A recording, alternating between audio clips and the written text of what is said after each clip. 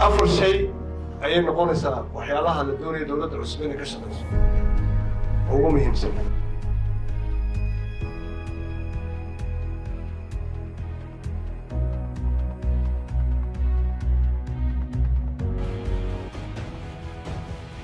كل أمنية إن أمنية وحلا يضبط ولله الحمد. أنت أنا كنا نقص سفر كل معي سفر كي وران فيني وحيالها يعجب لي وحي سيدا عبد الرحمن دير وشيء إن أمنه يهي أمنه وح أبوه سنة أن كل جبنه مقالة يقبل marka horta tawan intii ku amaanayna madaxweynaha iyo dhammaan dowladda iyo dhammaan hay'adaha amniga sida fiican uga shaqeeyeen meel kasta oo laga qabtay doorashada runtii way ku amaanay waana ku amaanay marka amniga in laga shaqeeyo oo dib habeyn lagu sameeyo waa taas waa qodobka ugu horeeya qodobka labaad waxa weeyaan sidii maanta hadda waxaynu bilownay dib heshiisiin soomaalida dib heshiisiin ay ka hadasho oo dib heshiisiin la sameeyo ayaa muhiim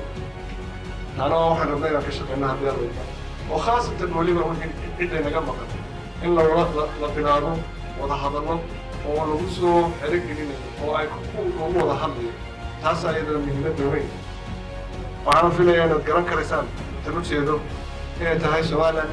wada hadallo la galo oo wada hadallo jiddiya ay noqoto oo taasna waa qodobka labaad si markaa doorashada 2020 markaynu ka hadlayno aanay naga gelin wixii special arrangementskii la sameeyey sanadkan aanay special arrangementskaas oo kale aanay iman laakiin ay timaado in laga wada hadli karin tasaddexaad ayaanu rabno waxaynu bilownay oo dowladdan ay bilownay in deyntii laga dhaafo Soomaaliya haddii aynu taa bilowno deyntii laga dhaafayo Soomaaliya waxaa la rabaa inaynu ka shaqeyno qaabkii deyntaa loo bixin lahaa oo ah inaynu kharashka control garayno oo ilaalino kharashka baxaya inaynu dakhliga kor u qaadno ayaa laynaga sugaya baarlamaankana laga sugayaa innakana xukuumadda dambena laga sugi doona haddii alla qodobka afraadna waa maxay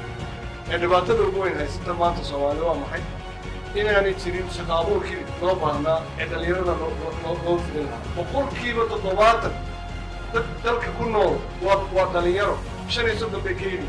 waan arkaynaa maanta intii shahaadooyinka la siiyey dhalinyaradu intii ahayd marka afartaa shay inay ka shaqeyso xukuumadda dambe ayaan rabnaa waxaan taa idinku sheegayaa inaad ku tala gashaan maadaama aad tihiin xildhibaanadii cusbaaye lasoo doortay inaad ka fikirtaan oo qaabka aad uga fikirtaan sidii Soomaali marka wax loogu qaban lahaa aynu u noqoto oo aynu siyaasadda dambe aynu ka hadalno taas weyn